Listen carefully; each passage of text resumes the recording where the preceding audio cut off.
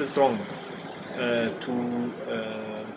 I mean, when the word Islam is being said, I think it should be understood as is through the scholars, through the text, and the people who have transmitted this text from generation to generation, and not to any political manifestation or contemporary social manifestation of it. Not the Salafis, not the Brotherhood, not any other organization.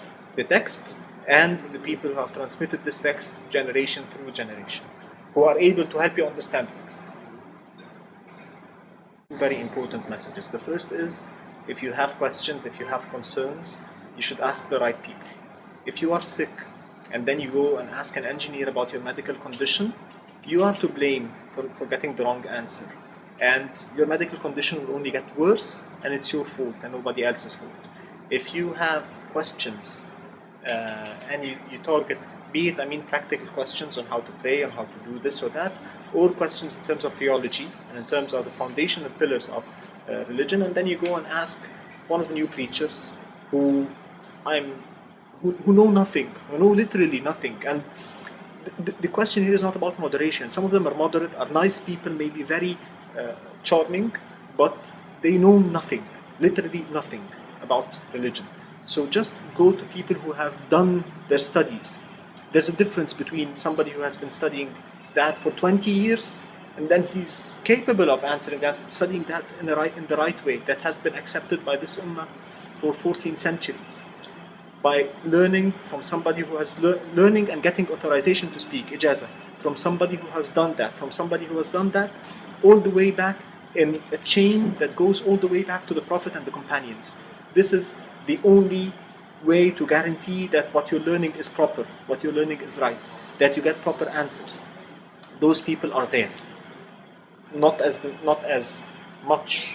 many as they were at earlier times, and of course it was much easier to find them when we did not have all this noise made by people with very little competence but with very high marketing abilities who appear on TV all the time to market Islam, supposedly. So my first advice is, go to the people who not the people who are with good marketing abilities, not the people who are nice and inspiring, not the people who can tell you jokes, but the people who have knowledge. And those are definitely not the Wahhabis, those are definitely not the new preachers, those are definitely not the Salafis, those are the Ash'ari, Mazhabi, Sufi scholars. You will find them primarily at Al-Azhar, but of course not all of Al-Azhar are like that anymore.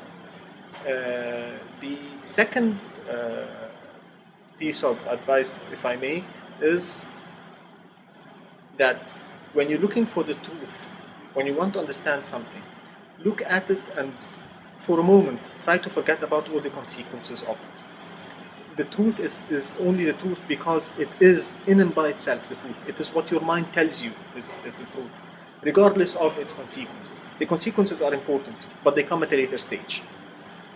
Don't mix those two things together. Try to understand things as they are.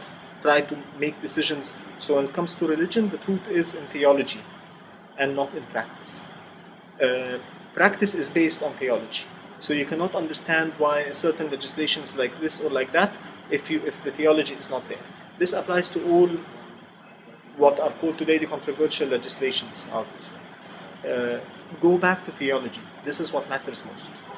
And it is only from there that you have the base from which you go to discussing everything else. So those are, I think, the two most important things that I can say.